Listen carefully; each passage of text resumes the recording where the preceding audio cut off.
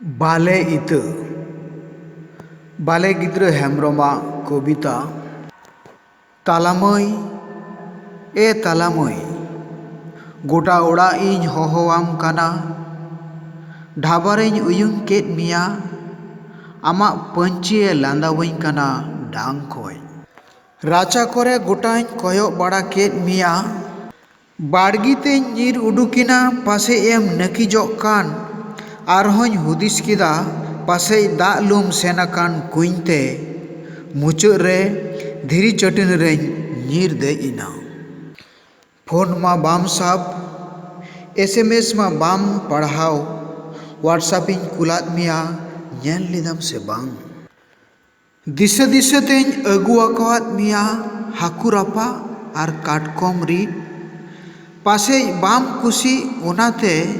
बñ अगु लेदा बिली आमड़ा are जजो मेनिदኝ Hema आचा मोड़े सिñ मोड़े ñिदा ओना कुल्ही रेम ताहेना बाले सिंद्रा मिया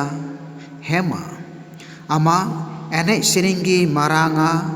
बाले रेज मिया आम दो बुडिगो लेका एनेज सेरेñ गिम मारांग किदा होड़ा इतिहासेम रोड़ सदर किदा जमाबुन ᱧᱩᱭᱟᱵᱩन रस्करिबुन ताहेना चेद नोआ होड़ा फिलोसफी डिजिटल धरती रे बाय ताड़ामा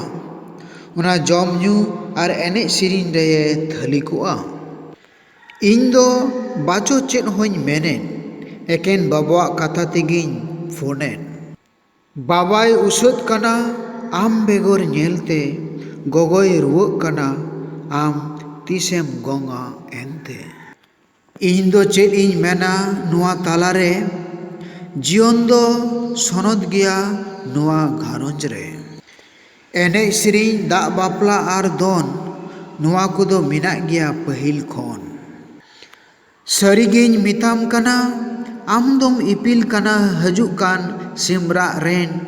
आम दोम इते काना सान्ताल समाज रेन आम दोम घारंज रेन मालिक काना आम आश्रय गी दुलार सनाम आम आश्रय तेगी गिद्रे कुकु दुड़ुब तिंगुना दिसम चलाव रेन बोहग कुकु हुयुआ आमा उस्कुर तेगी मई बिटी बानार अकिल हुदिस तिकिन उडुक जोंगा नावा डाहार बाले गिद्रा दो आमगी कुकमुएम उदुग दाड़ेवाया हबर काते चाचो गिद्रा दो आमगी डाहारेम उदुग दाड़ेवाया ताड़ामते बाबू आर बिटी दो आमगी लीडरम बिनाव केकिना दिसम रेन आमगी पहिल स्कूल दो सानाम गिद्रा कोरेन।